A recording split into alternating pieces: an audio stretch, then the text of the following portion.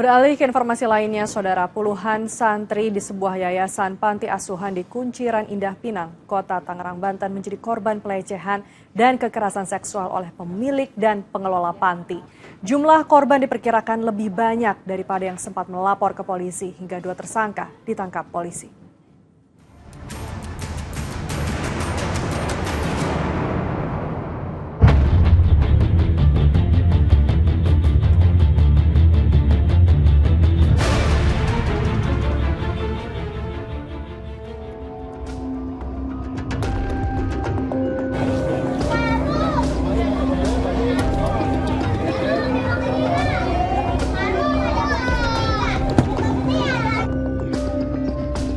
Kamis malam 3 Oktober 2024, warga Kelurahan Kunciran Indah, Kecamatan Pinang, Kota Tangerang, Banten, berkerumun di depan panti asuhan. Berita terjadinya kekerasan ataupun pelecehan seksual yang dialami bocah-bocah panti asuhan membuat warga geram dan menggeruduk yayasan panti asuhan sembari menuntut pelaku pelecehan seksual ditangkap dan dihukum. Salah satu warga yang juga orang tua asuh salah satu anak yatim piatu di yayasan itu mengisahkan sebagian besar dari anak-anak panti asuhan telah jadi korban kekejaman dan pelecehan sejak menjadi penghuni panti. Anak-anak di sini menjerit, anak-anak di sini berteriak dan menangis, ngadu sama saya.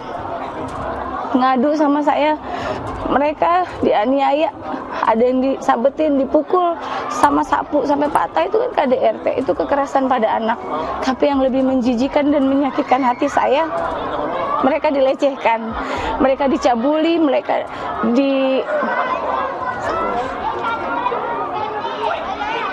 disodomi. Bukan hanya satu orang, dia disodomi dipakai buat 3 orang. Di sini pelakunya ada 3 yang baru berhasil kita laporkan. Tapi padahal ada 4, ada 5 ya, menyusul yang lainnya. Dan ini saya dibilang bawa-bawa berita hoax. Tapi saya punya bukti. Para saksi, para korban sudah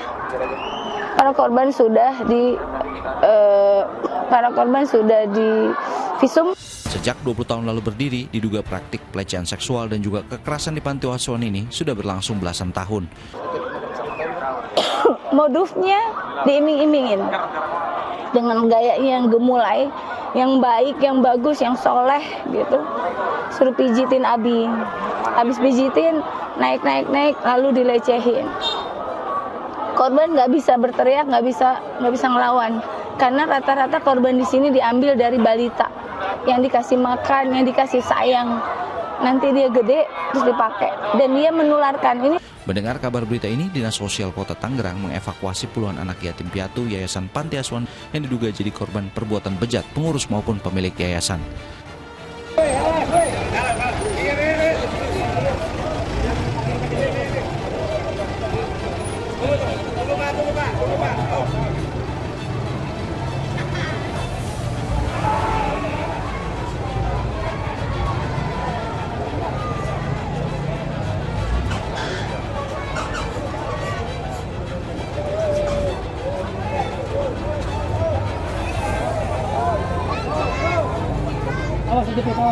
Kasian banget ya. Beberapa orang tua asuh sebenarnya pernah melaporkan persoalan ini ke polisi pada bulan Juli lalu, namun belum ditindaklanjuti. Kali ini kasus dugaan pelecehan seksual sekaligus kekerasan terhadap puluhan anak penghuni panti dilaporkan ke Polres Metro Tangerang Kota.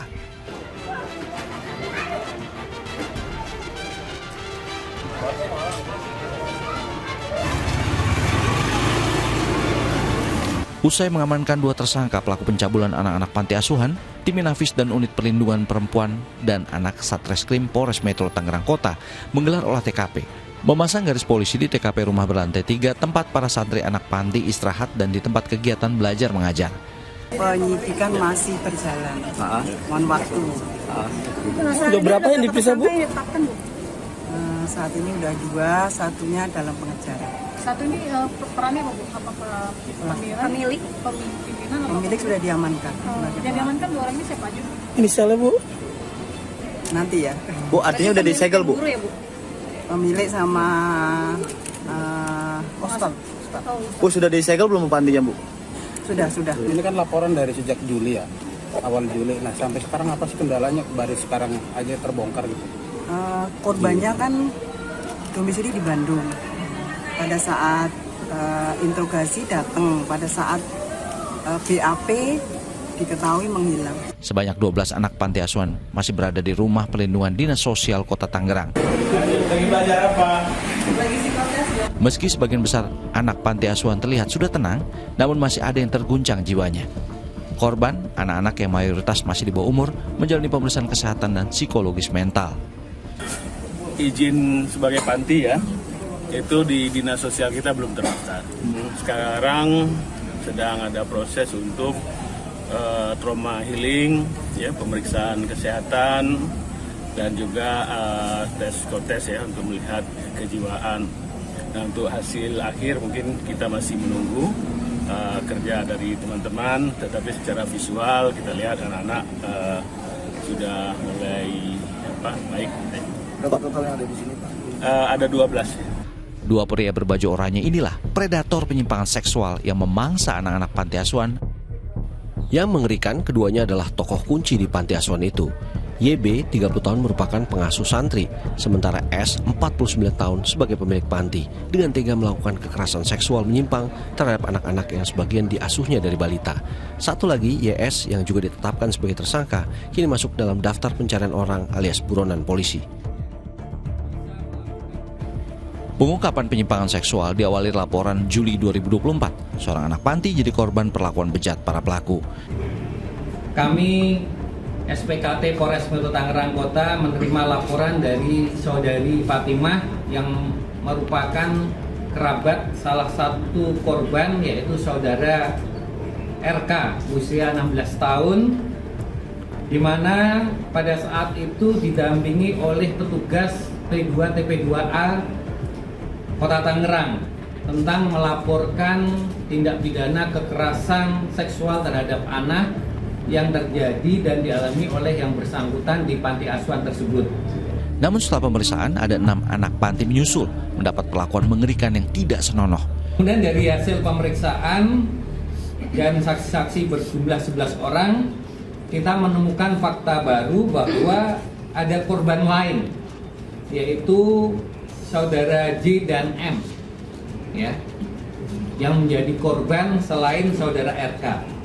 Kemudian setelah itu kita lakukan pemeriksaan terhadap saudara J dan M ini, kembali kita dapati ada 4 korban lainnya, yaitu saudara DZ, FMK, MS, dan AK. Terungkap korbannya 4 anak-anak dan 3 dikategorikan dewasa. Saat kedua tersangka akan dikembalikan ke sel, kerabat korban serta warga sempat terpicu emosinya.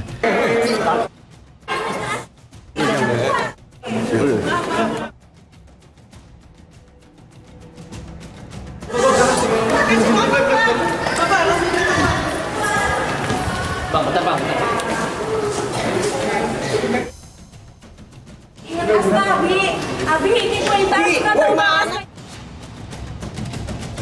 Ngomong lu. Hah? Woi, putar unduk lu. Aska itu orang-orangnya ada, Bi. Aska itu orang-orangnya ada, Bi. Kedua tersangka dijerat Undang-Undang Perlindungan Anak dan terancam hukuman maksimal 15 tahun penjara.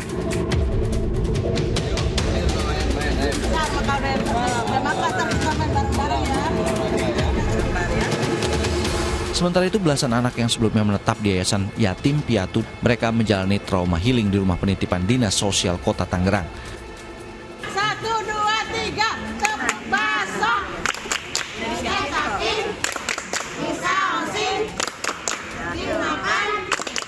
Polisi bersama sejumlah instansi terkait masih menelusuri adanya dugaan korban maupun tersangka lainnya. Simpati terus mengalir atas nasib malang yang menimpa belasan anak di Yayasan Panti Asuhan. Sebuah yayasan bertandang ke Rumah Perlindungan Sosial Dinsos Kota Tangerang ingin mengevakuasi korban agar mendapat pendidikan dan tempat tinggal yang lebih layak. Para korban yang sebelumnya 13 yang dititipkan di Rumah Perlindungan Sosial Dinsos Kota Tangerang kini berkurang menjadi 4 orang. 9 lainnya sudah dijemput dan berkumpul bersama keluarganya masing-masing. Bahwa yang bersangkutan ternyata pada saat kita tanya dengan mereka tidak sekolah, ada umur 20 tahun, ada umur sekian, ternyata mereka tidak sekolah. Dan mereka bahkan ada pengen jadi tentara seperti kami. Sementara umur sudah 20 tahun, kita harus mencarikan solusi, sekolah apa dia? Apakah itu paket C atau paket apa? Nanti kita akan bantu. Kalau memang tidak ada orang tua, kita akan tampung jadi satu. Kalau ada orang tua itu akan kita datangi maunya seperti apa. Kalau memang kondisi keuangannya mereka tidak mampu, kita akan sekolahkan mereka sampai selesai dan sampai kita akan carikan pekerjaan untuk kehidupan dia ke depan. Dan kita akan ada dinas yang saya katakan kayak psikologi atau psikiater untuk mengembalikan mental dia untuk kembali semangat dan mau bersekolah. Dikarenakan adanya proses hukum dan administrasi yang masih berlangsung, Yayasan GSN belum bisa memindahkan para korban panti asuhan rumah penampungan milik mereka di wilayah Cibubur, Jakarta. Sementara itu, salah satu korban R yang ada di salah satu rumah perlindungan orang tua asuh tidak banyak bicara, namun sudah bisa berinteraksi. Korban yang masih di bawah umur ini masih alami trauma berat karena kekerasan seksual yang dilakukan salah satunya oleh pemilik yayasan dengan dalih kegiatan keagamaan. Tapi insya Allah saya menempatkan anak-anak ini ada di rumah aman yang diinisiasi oleh para donatur-donatur yang biasanya nyumbang ke panti asuhan itu. Dengan adanya panti asuhan itu disegel sama pemerintah, ya kita tidak nutup kemungkinan. Kan ada teman-teman saya yang biasa bayarin listriknya tiap bulan, yang biasa ngirim makanannya tiap bulan. Nah itu direlokasikan, ya kenapa enggak buat kebahagiaan anak-anak ini. Contohnya memang kelihatannya fisiknya udah pasti mereka murung, pasti sedih, pasti terluka. Nah itulah kita berinisiatif untuk membawa mereka ke dalam sebuah pengobatan, yaitu mental healing gitu loh. Para donatur berinisiatif melakukan serangkaian kegiatan untuk memulihkan mental para korban. Di antaranya trauma healing, pemahaman agama yang disertai pemulihan mental, hipnoterapi, dan kegiatan lainnya.